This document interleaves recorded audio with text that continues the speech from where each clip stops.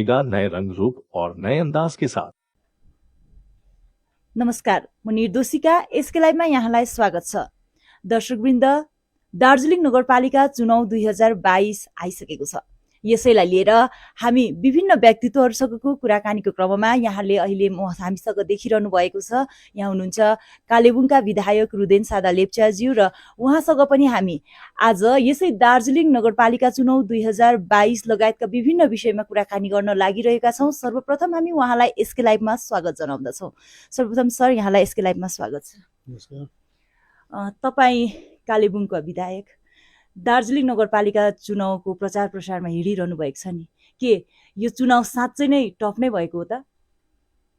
चुनाव टप छैन, चुनाव बडा शान्तिपूर्वक छ भन्ने लाग्छ। तर चुनावको अभियान मान्छेलाई रुझाउनु भन्ने कुरा, मान्छेलाई एजुकेट गरेर सही लिडर छान्न भन्ने कुरामा प्रोत्साहित गर्नुपर्छ भनेर म पनि आएको छु, मेरो पार्टीगत जिम्मेदार भित्र।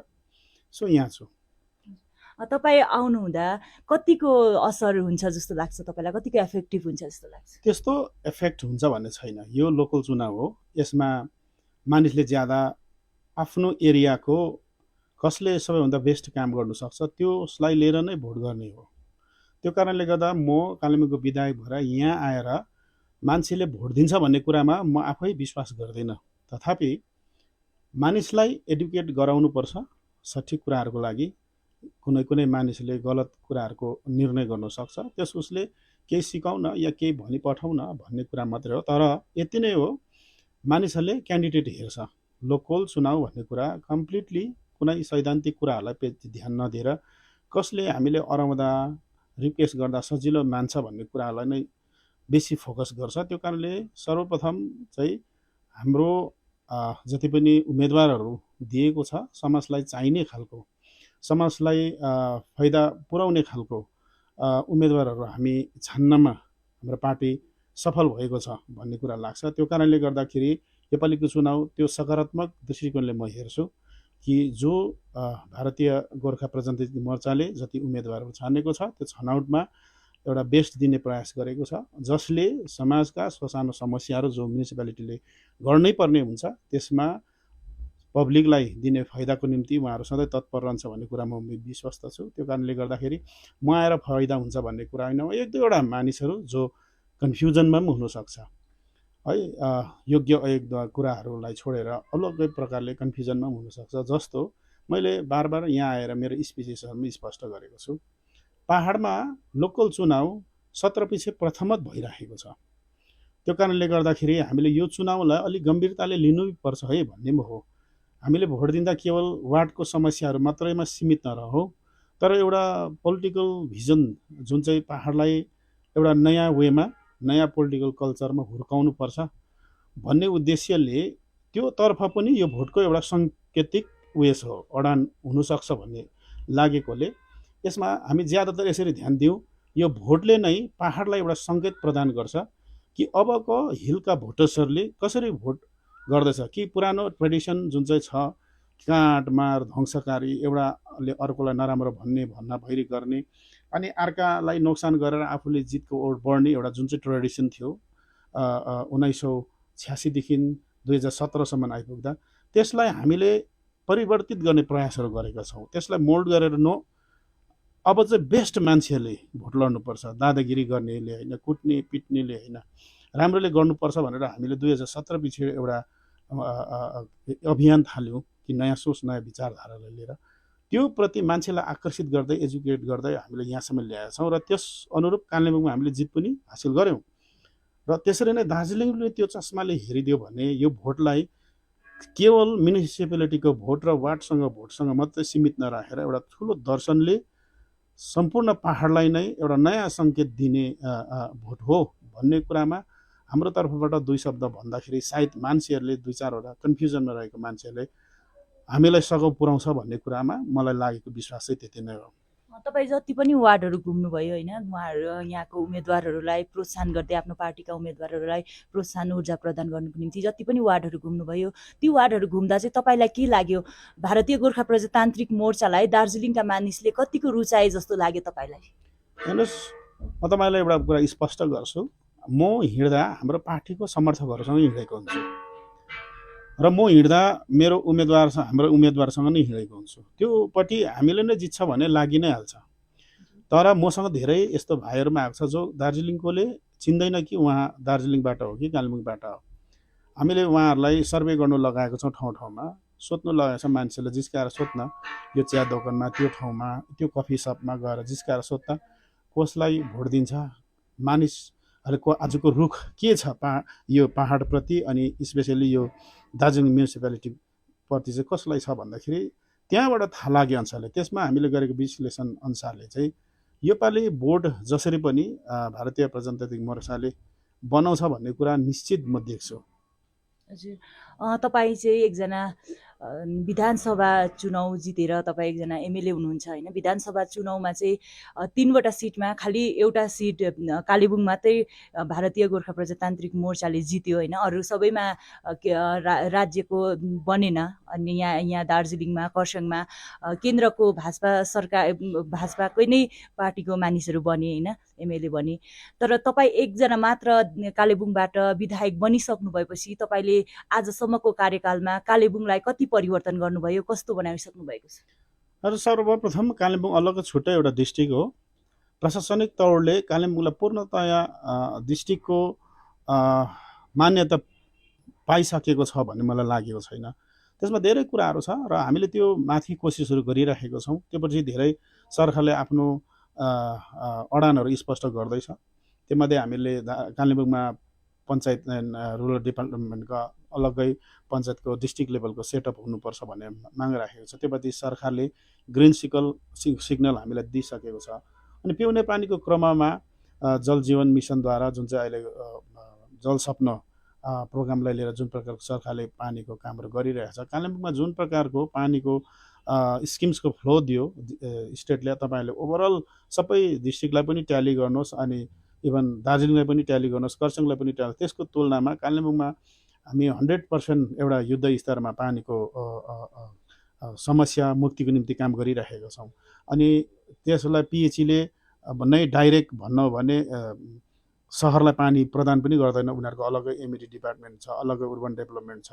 तर हामीले जसरी तसरी त्यसलाई एउटा सर्ट आउट गरेर सरकारलाई रिजाउनमा सफल बनेका छौँ। र दार्जिलिङमा जुन प्रकारको सिङ्चेल लेकमा जुन चाहिँ तल कहाँबाट खरसाङको फेदबाट पानी ल्याएर माथि दिएको छ, त्यसरी नै पम्पिङ गरेर टिस्टाको पानीलाई पम्प गरेर कालिम्पोङलाई पनि पूर्णतया पानीको समस्याबाट मुक्त गर्ने प्रयासहरूमा हामी अगाडि बढिसकेका छौँ र सरकारले आफ्नो मन्जुरी प्रदान गरिसकेको छ। त्यो कारणले कालिम्पोङमा अझै धेरै ल्याप्सेसन भएका र त्यसमा पट्टापर्चाको कुराहरू थियो। पट्टापर्चाको कुराहरूमा पनि हामीले जहाँ तक फरेस्ट बस्तीको कुराहरू पूर्णतया अन्त भएको छ, त्यो छाडेर धेरै ग्रामीण इलाकाको जमिनहरू पब्लिकसँग छ तर उसको पट्टापर्चा छैन, त्यो माथि पनि काम कुरोहरू भइरहेको छ। र इत्यादि रूपमा केही हदसम्म हामी एमएलए भइसक्दाखेरि कालिम्पोङप्रति धेरै काम गर्न सकिरहेका छौँ भन्ने कुराहरू हामीले स्पष्ट गरेका छौँ।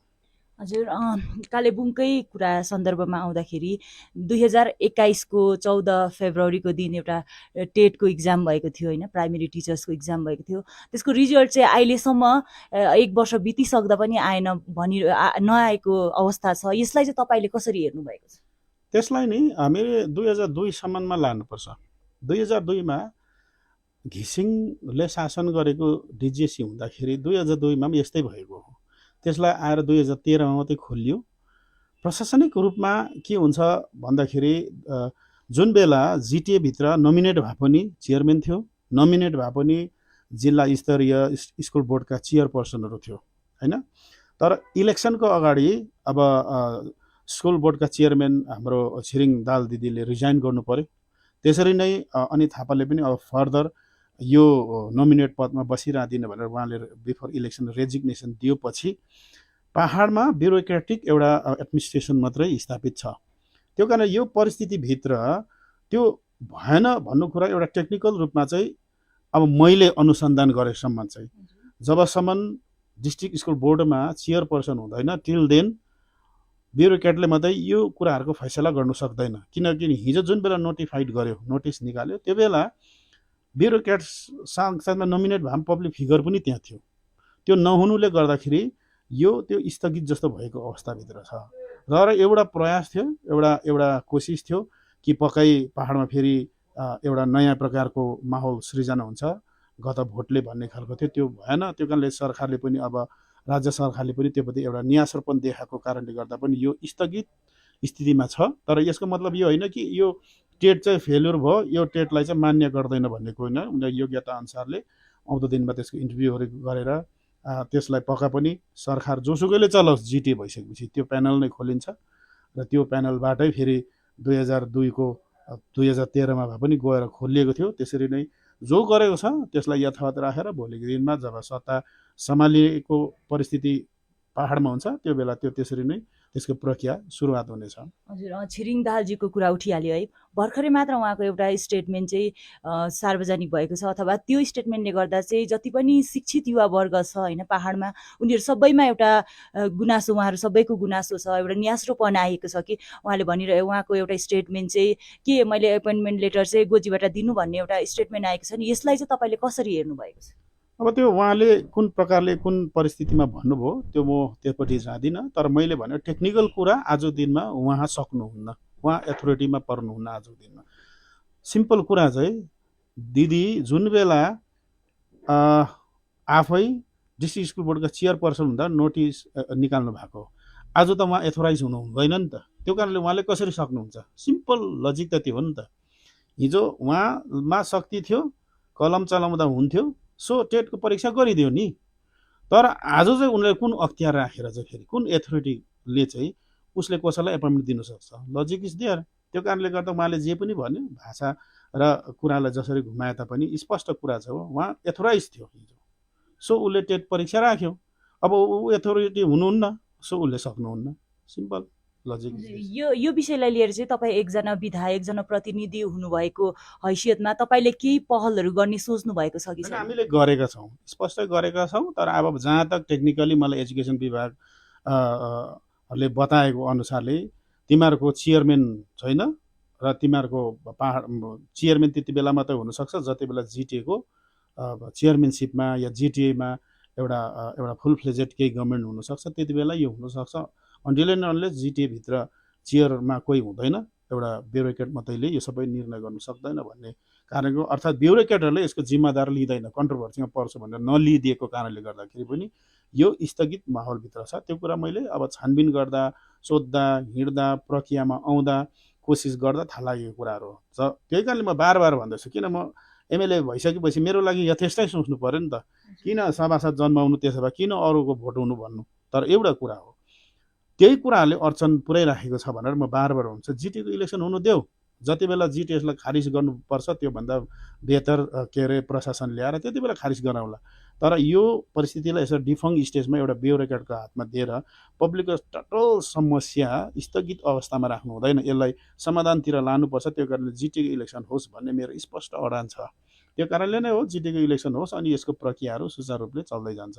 हजुर, कालेबुङ जिल्लाभरि चाहिँ जति पनि भलेन्टियर टिचर्सहरूको अपोइन्टमेन्टको कुरामा पनि एकदमै धेरै धाँधली हुने भन्ने आइरहेको छ नि, सुनिरहन्छौँ नि हामी, यसमा चाहिँ तपाईँ के भन्नुहुन्छ?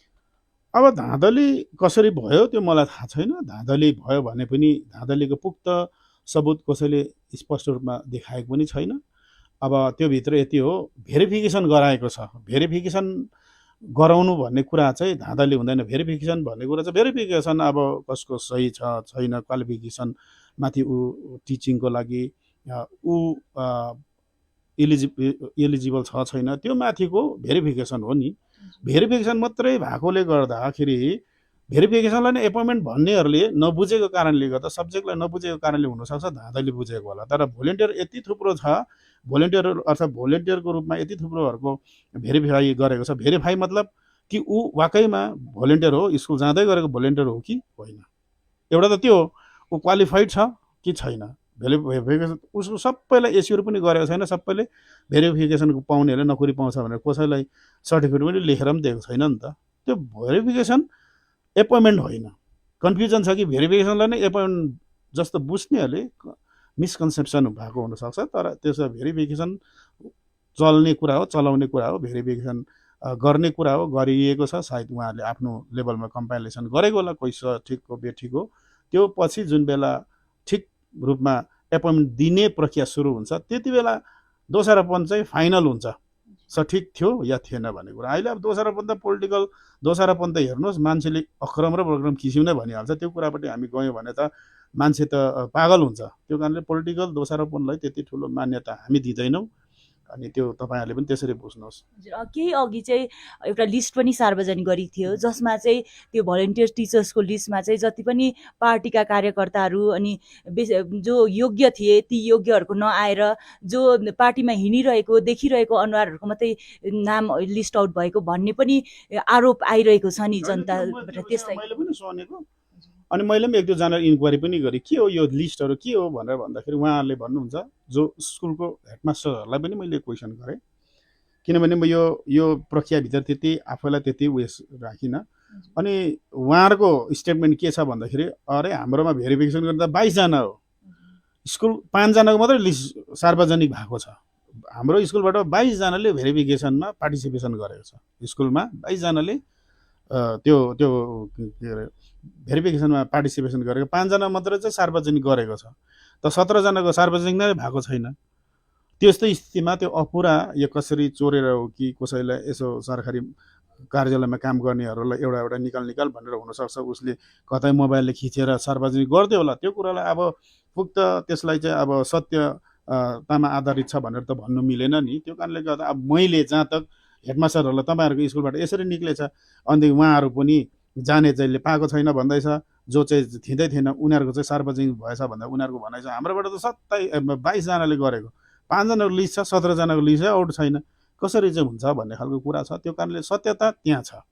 भोलि भेरिफाइड लिस्ट जब फुल्ली कम्पाइल गरेर जो चाहिँ वास्तवमा इलिजिबल छ, वास्तवमा भलन्टियर्स हो, उनीहरूले डिप्राइभ हुन्छ भन्ने कुरामा कतै पनि म शङ्का गर्दिनँ। चाहे हाम्रो पार्टीले पहाडको सत्ता सम्हालौँ, चाहे बिजेपीले सम्हालौँ, चाहे टिएमसीले सम्हालौँ, चाहे वाटेभर एबिसी कुनै पार्टीले पनि सम्हालौँ, उहाँहरूले त्यसको पुख्त अधिकार राख्नुहुन्छ।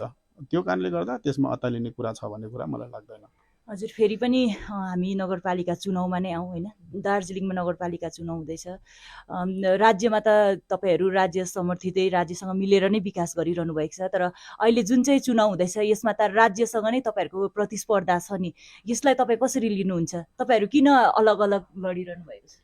हेर्नुहोस्, हामी राज्यका सत्तासँग कोअर्डिनेसन राखेर पहाडलाई चलाउने उद्देश्य मात्रै राख्ने हो। सत्ताधारी पार्टीसँग नै एउटा सिद्धान्तमा उभिएर भन्ने होइन, यसमा अलिकति डिफरेन्टली बुझ्नुपर्छ।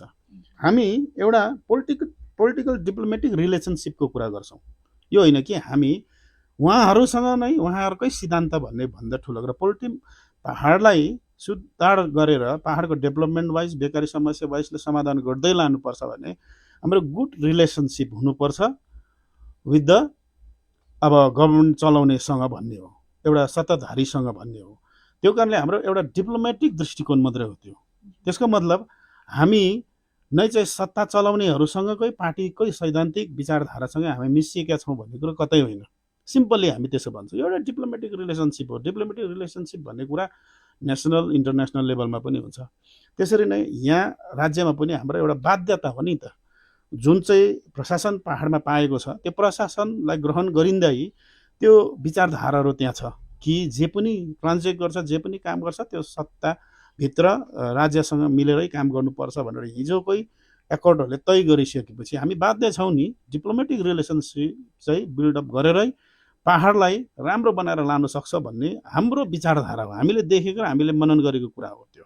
राज्यले पनि विकास होइन, जति पनि तपाईँहरू राज्यसँग कोअर्डिनेट गरेर नै गरिरहनु भएको छ विकास पहाडमा होइन, अझ तपाईँहरूलाई सजिलो हुँदैन थियो राज्यको जुन चाहिँ सत्तारूढ पार्टी छ त्योसँग नै मिलेर तपाईँहरू लड्नु भएको भने अझ जित्ने बोर्ड गठन गर्ने अझ धेरै सम्भावना हुन्थ्यो नि, त्यो गर्न सकिँदैन? अनि यस्तो हो बहिनी, सबभन्दा ठुलो कुरा चाहिँ नि पहाडमा हाम्रो वेशभूषा, हाम्रो संस्कार संस्कृति, खानपान पकवान भन्ने कुराहरू अलगै छ, विचारधारा अलगै छ।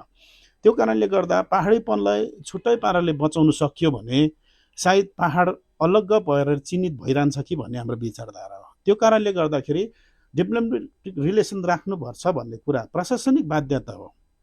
तर हामी पहाडै भएरै बाँचिरहनुपर्छ भनेको पहाडको एउटा एउटा पहाडप्रतिको आफ्नो प्रेम हो, स्नेह हो। त्यो कारणले गर्दा यसलाई छुट्टो पाराले बचाइराख्नुपर्छ। अनि जहाँ जे छ हामी पहाडै थियौँ हिजो पनि, आज पनि हामी पहाडै हौँ र भोलि पनि पहाडै भएरै मर्नुपर्छ भने यहाँको पहाडकै भावनामा, पहाडकै अब एउटा विचारधारामै पहाड जीवित रहनुपर्छ भन्ने हाम्रो भएकोले गर्दाखेरि हामी त्यसरी नै भन्न मिल्दैन जो जसरी छ। अनि स्टेटले पनि स्पष्ट सङ्केत दिएको छ। स्पष्ट सङ्केत कसरी दिएको छ भन्दाखेरि उहाँहरूले किन त्यसो 10 मात्रै उठाउनु भयो? उहाँले यसरी भनेको हाम्रो एलायन्स चाहिँ फल्ना पार्टीसँग छ भनेर कहीँ स्पष्ट गर्नु भएको छैन।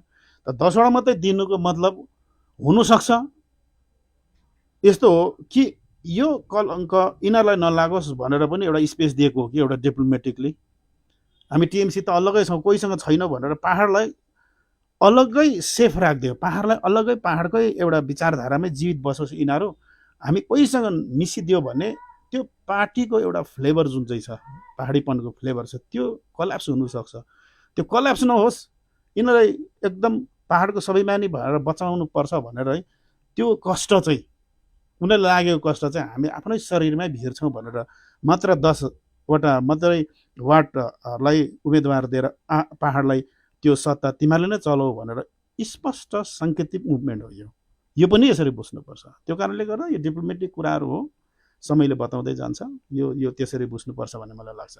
हजुर, दार्जिलिङ नगरपालिका चुनाव त भयो है, कालेबुङमा चाहिँ नगरपालिका चुनाव कहिलेसम्म हुने सम्भावना छ, के तपाईँलाई के त्यसै त अब समयको हिसाबले मेमा यसको ड्यू हो, तर यति छिट्टो खरसाङ, कालिम्पोङ, मिरिकलाई लिएर हामी अत्तालिहाल्नुपर्छ भन्ने लाग्दैन। कारण राज्यले इत्यादि उयसमा फेरि पनि एडमिनिस्ट्रेटर लगाएर 6 महिना यसलाई एक्सटेन्ड गर्नु पनि सक्छ यसको मियाद। तर मलाई त्योभन्दा पहिला चाहिँ most probably, not sure, most probably मलाई यस्तो लाग्छ कि जिटीको चुनाव पहिला हुन्छ र जिटीको चुनावको तयारी गर्नु बुद्धिमत्ता हो भन्ने मलाई लाग्छ। एउटा हल्ला छ बजारमा है, हामी पनि भन्न सक्दैनौँ यो सही हो भनेर, त हामीलाई पनि यही सही हो या होइन त्यो हामीलाई पनि थाहा छैन। एउटा हल्ला छ नि, कालेबुङका विधायक रुदेन सादा लेप्चा चाहिँ चाँडै टिएमसी जोइन गर्दैछ भन्ने एउटा हल्ला छ नि, यो कतिसम्म सही हो? यसो रुमर के हुन्छ, रुमर के हुन्छ। मैले तर अहिलेसम्मको स्टेटमेन्ट दिँदै गर्दा, योभन्दा अघिका सोधेका क्वेसनहरूको उत्तर दिँदा मैले पहाडेपनको कुरा गरेँ, अनि टिएमसीसँगको हाम्रो सम्बन्धबारे पनि मैले स्पष्ट पारिदिएँ। हामी एउटा एलायन्स पार्टनर हौँ, तर हाम्रो एलायन्स पार्टनर हुँदा पहाडेपनलाई जीवित राख्नुपर्छ। अनि एडमिनिस्ट्रेटिभ हाम्रो कम्पल्सन हो, स्टेटसँग मिलेर स्टेटसँगै चल्नुपर्छ भन्ने हाम्रो एडमिनिस्ट्रेटिभ एउटा कम्पल्सन हो, त्यसमा रहनुपर्छ। विचारधारागत हामी पहाडै हौँ, हामी स्पष्ट छौँ, यदि त्यो दृष्टिभङ्गी मसँग हुँदो हो मैले कालिम्पोङमै बसेर दार्जिलिङको प्रचार गर्नु आउनुपर्छ भन्ने लाग्दैन। यदि त्यो तर्फ हाम्रो ढल्काइ छ भने, त्यो इन्क्लाइनेसन त्यो प्रकारको भएको छ भने। अनि तपाईँलाई यो पनि स्पष्ट गरिदिउँ, म धेरै मन्त्रीहरूसँग मिल्छ आजकल, मलाई माया पनि गर्नुहुन्छ राज्यको मन्त्रीहरूले, तर कुनै दिन पनि मलाई यसरी मोटिभेट गरेन तिमीहरू हाम्रो तँ चाहिँ एमएलए जितेको एमएलए हाम्रो पार्टीमा किन सामेल हुँदैनस् भनेर एउटा सिङ्गो एमपी, माफ गर्नुहोस्, एउटा सिङ्गो मन्त्रीले मलाई अहिलेसम्म त्यसरी मोटिभेट पनि गर्नुभएको छैन। उहाँले त्यसरी सम्मान दिनुपर्छ। उहाँले स्पष्ट भन्नुहुन्छ पहाडमा कमसेकम बिजेपीलाई हराएर हाम्रो एलायन्स पार्टनर भएर जितेर आउने यो हो भनेर त्यसरी नै रेस्पेक्ट दिनुभएको छ, त्यसरी नै मलाई स्नेह पनि दिनुभएको छ। त्यो कारणले गर्दाखेरि कुन एङ्गलमा, कुन प्रसङ्गमा, कसको बाध्यतामा मैले यो पार्टी छोडेर अरू पार्टीलाई लिनुपर्छ। अनि म पोलिटिकली यति एम्बिसियस व्यक्ति होइन, यो पनि म स्पष्ट गरिदिएँ पहाडभरिको सम्पूर्णलाई कि म पोलिटिकली त्यति एम्बिसियस छैन। म यति हो विचारधारागत रूपमा काट्नु, मार्नु, विध्वंसकारी राजनीति जो 86 र 2017सम्म हामीले देखा पर्यो, त्योदेखि हटेर अलिकति नयाँ विचारधारामा राजनीति गरौँ भनेर अनित थापाले जुन चाहिँ पोलिटिकल एउटा कल्चरलाई सृजना गर्ने प्रयास गर्यो, हामीले साथ दिँदाखेरि सायद पहाडलाई बेहतर बनाउनु पर्छ भनेर उहाँसँग उभिएको मात्रै हो। उहाँसँग उभिएको जुन दिन पहाडमा यो विचारधारा स्थापित हुन्छ, हामीले गर्ने पोलिटिक्समा गर्ने जिम्मेदार म सिद्धिएको महसुस गर्छु। त्यो कारणले गर्दाखेरि अब यो पनि भइसकेको छ, for the very first time हुनसक्छ 1986 देखि 2017सम्म आउँदा कि म्युनिसिपालिटीको चुनावमा पनि वार्डको डेभलपमेन्टलाई नगरेर चाहिँ गोर्खाल्यान्डको निम्ति नै एउटा भोट लडाइन्थ्यो। योपालि फर द फर्स्ट टाइम तपाईँ एउटा पत्रकार भएर विभिन्न ठाउँहरूमा गएर हेर्नुभयो भने प्राय हरेक पार्टीले वाट र दार्जिलिङ बनाउने मुद्दामाथि नै चुनाव लडिरहेको पाउँछ। न यो कल्चर, यो सोच, यो प्र्याक्टिकल विचारधाराहरू इटाब्लिस भइसकेको पनि छ। तर पूर्णतया पहाडभरि यसको हाबी जुन दिन हुन्छ, रुदेन लेप्चाले पोलिटिक्समा सक्रिय भएर रहिरहनुपर्छ भन्ने छैन भने मैले पार्टी बदलाउ गरेर कुन उद्देश्यमा चाहिँ पार्टी फेरि पोलिटिक्स गर्नुपर्छ भने मलाई बाध्य छ। किनभने I'm not the political ambitious अब पर्सन, म त्यो भित्र छुइनँ। मलाई पार्टीले तय गर्यो, पार्टीले तेरो रेस्पोन्सिबिलिटी यो हो, यदि हामीसँग छस् भन्ने तैँले किटान गर्छ भने यो काम तैँले गर्नुपर्छ भनेको ड्युटी छुट्याए, त्यसमा म उभिएँ, मैले गरेँ। अनि यो विचारधारा पूर्णतया पहाडमा स्थापित होस्। अनितको विचारधारा जसले पहाडमा काटमारदेखि माथि आएर पहाडलाई बन्दमुक्त शान्ति दिएर पहाडलाई समृद्ध बनाउनुपर्छ भन्ने जो विचारधारा छ त्यसलाई स्थापित गर्नुसम्म हाम्रो जिम्मेदार छ भन्ने लाग्छ। त्योभन्दा ठुलो पोलिटिकल मेरो कुनै महत्त्वाकांक्षा भने कतै नभएकोले गर्दाखेरि यो मिथ्या कुरा हो, जसले कि म यहाँ जान्छु त्यहाँ जान्छु भन्ने कुरामा मलाई केही पनि महत्त्वाकांक्षा भने कतै छैन। त्यो मान्छेहरूले कसरी सुन्छ, कसरी धेरै मन्त्रीसँग खिचेको फोटो आउँदाखेरि सायद त्यो अनुमान गरेको हुनसक्छ। कसै आयो पनि मेरोबाट सिलगढीबाट कसै तपाईँ यता आउँदै हुनुहुँदो रहेछ, हाम्रो तर्फबाट यता जोइन गर्नुपर्छ है भन्ने खालको मोटिभेसन लिएर पनि नआएको होइन, मेरोमा आएको केही 15 दिन अगाडि मात्रै पनि। तर त्यो सबै कुरा मिथ्या हो, त्यो कुरा स्वीकार्य छैन। म जति बेलासम्म छु यो पार्टीमा छु अनि मलाई मन नपरेको दिन यो पार्टी हुँदै पनि म पोलिटिक्सबाट मुक्त जीवन जिउन चाहन्छु। मलाई यति नै हो। तपाईँ पोलिटिकली एम्बिसियस होइन म भनिरहनु भएको छ। भोलिको दिनमा चाहिँ हामीले रुदेन लेप्चालाई चाहिँ कुनै पनि पार्टीहरूमा संलग्न नरही अलग्गै देख्नु पायौँ भने चाहिँ हामी के को रूपमा देख्न पाउँछौँ? बिजनेसम्यान जसरी देखिरहेको छु, मेरो बिजनेसले मलाई पहिचान दिएको हो। म पोलिटिकल कुरा गर्नुभन्दा बिजनेससँग मिसिएको कुरा गर्नु बेसी रुचाउँछु पनि, मेरो अभिरुचि त्यहाँ छ। पोलिटिक्स समयले मलाई बाध्य गराएको हो। पहाडलाई चेन्ज गरिदिनुपर्छ यो विचारधारागत रूपमा चाहिँ भन्ने लागेकोले त्यो सठिक समय नआइन्जेलसम्म म त्यहाँ हुनुपर्छ भन्ने लाग्यो। तर म अभिरुचि राख्छु, मेरो व्यवसाय हो, व्यवसायको कुरा गर्नु, व्यवसायबाट नै युवाहरूलाई प्रेरित गर्नु मन लाग्छ। व्यवसायको कुराहरूमा जो मानिसहरूले, धेरै मानिसहरूले यसरी भन्छ, युवाहरूले व्यापार गर्ने इच्छा लाग्छ, पैसै छैन भन्छ। रुदेन लेप्चाले भन्छ पैसा नहुनेले त व्यापार गर्नुपर्छ। मेरो ठिक उल्टा छ नि। धेरैले भन्छ म व्यापार गर्नु भनेको दाजु पैसा छैन भन्छ। अनि पैसा छ भने त व्यापार किन गर्नु? पैसा छैन भने कमाउनुलाई व्यापार गर्नुपर्छ भनेर त व्यापार गर्नुपर्छ। जसरी म पैसा थिएन, पैसा कमाउने जुनुन थियो र म व्यापार गर्ने इच्छा राखेर सो व्यापारी भए। पैसा थियो भने म सायद गर्ने थिएन। सो जिरो लेभलबाट हामीले केही कमाउन सक्यौँ र कमाउन सक्दो रहेछौँ भनेर उदाहरण पेश गरेको कारणले अरूलाई प्रेरणा पनि हामी दिन्छौँ कि औ यहाँ छ स्कोप, हामी गर्न सक्छौँ, किन मैले गरेर देखाएको छु। यो प्रेरणा नै म अरूलाई दिन चाहन्छु। यही जुन कुरामा पुक्त रूपमा के हदसम्म सफल भएको छु त्यो मेरो अभिरुचि हो। त्यसबाटै नै पब्लिकले मलाई चिनोस् भन्ने ज्यादातर म इच्छा राख्छु। अन्त्यमा चाहिँ तपाईँको 5 वर्षको कार्यकालभित्रमा कालेबुङले के विकासको कार्यहरू हुनेछ कालेबुङमा, अनि तपाईँको पहलहरू के भइरहेको छ, अनि के अन्य योजनाहरू रहेको छ स्पष्ट? सबैभन्दा ठुलो लडाइँको निम्ति म ग्रामीण इलाकाबाट बिलङ गर्छु। सबैभन्दा हामी नोक्सानी भएको 86 यता 2007 पछिको आन्दोलनले पनि हामीलाई पूर्ण रूपले एउटा कुरामा हामीलाई नोक्सानी तुल्यायो, त्यो हो पञ्चायत सिस्टमलाई ध्वस्त गरिदिनु। मलाई सबैभन्दा ठुलो लडाइँ छ। हाम्रै पार्टीले भोलि जिटिए फर्मेसन गर्न सफल भए पनि मेरो उहाँहरूसँग एउटै तर्क रहन्छ। अनि म अहिले पनि विधायक भइसकेर जति सकेको छु त्यतिभित्र मेरो एउटै लडाइँ म लडिराखेको छु कि पहाडमा पुनः पञ्चायत व्यवस्था स्थापना हुनुपर्छ, जसले कि आज जुन प्रकारको बेकारी समस्याहरू बढ्दैछ पञ्चायत लेभलमा, यति थुप्रो भेकेन्सिजहरू रिक्त छ। अहिलेसम्म एउटा इन्जिनियरहरू डे 1 देखि अहिलेसम्म इन्जिनियरहरूलाई पञ्चायत सिस्टममा हिलमा चाहिँ इन्ट्रोड्युस गरेको छैन, जब मध्यतिर सबैतिर इन्जिनियर छ। यस्तो लथालिङ्गीको परिस्थितिभित्र कमसेकम पहाडमा पञ्चायत व्यवस्थाको लागु होस्। ठिकै छ नि, कानुनले एकले 3 स्तरीय पञ्चायतलाई यदि प्रावधान मुताबिक प्रदान गर्दैन भने 2 स्तरीय पञ्चायत गरेर पहाडलाई पञ्चायत सिस्टममा पुनर्जीवित गर्नुपर्छ, पुनः स्थापना गर्नुपर्छ। अनि रुदेन लेप्चा एमएलए भइन्जेलसम्म एउटा सपना छ कि जसरी तसरी यो पञ्चायतको राइट ग्रामीणवासीलाई प्रदान गर्नुपर्छ। यो मेरो लडाइँ हो। यो मेरो प्रशस्त भएको छ। हामीले सुश्री ममता ब्यानर्जी सीएम खरसाङमा आउनुहुँदा एडमिनिस्ट्रेसनको मिटिङमा मैले स्पष्ट उहाँको सामुन्नेमा राखेको छु, पहाडमा पञ्चायत व्यवस्थालाई लागू गर्नुपर्छ। उहाँले स्पष्ट पनि भन्नुभएको छ ठिक छ, पञ्चायतको व्यवस्था हामी लागू गर्छौँ। पहिला जिटीको चुनाव होस्, जिटीको चुनाव भइसकेपछि पञ्चायत चुनाव गर्नु ठुलो विषय होइन, हामी सजिलो पञ्चायतको चुनाव गर्न सक्छौँ भन्ने लाग्छ। कमसेकम 3 स्तरलाई पर्मिसेबल छैन पहाडमा, यो जुन प्रकारको जिटी, जुन प्रकारको हिजो डिसिसी फर्मेसन भइकन, तर 2 स्तरीय पञ्चायत फर्मेसन हुनसक्छ। त्यसको पुनः स्थापना हाम्रो एउटा कोसिस छ, त्यसको पुनः स्थापनाको लागि नै मेरो लडाइँ जारी राख्छु। हस् त, धन्यवाद। Thank you. दर्शकवृन्द, अहिले हामीसँग हुनुहुन्थ्यो कालेबुङका विधायक रुदेन सादा लेप्चाज्यू र अन्य व्यक्तित्वहरूसँगको कुराकानी लिएर फेरि पनि हामी उपस्थित हुने नै छौँ। तबसम्मको निम्ति हेर्दै गर्नुहोस् एसके लाइभ। धन्यवाद। गोदरेज इंटीरियर घरेलू और कार्यालय दोनों क्षेत्रों में भारत का प्रीमियम फर्नीचर ब्रांड है, जो डिजाइन, निर्माण और स्थिरता के लिए एक जाना माना नाम। फर्नीचर श्रेणी में देश की सबसे बड़ी इन हाउस डिजाइन टीम।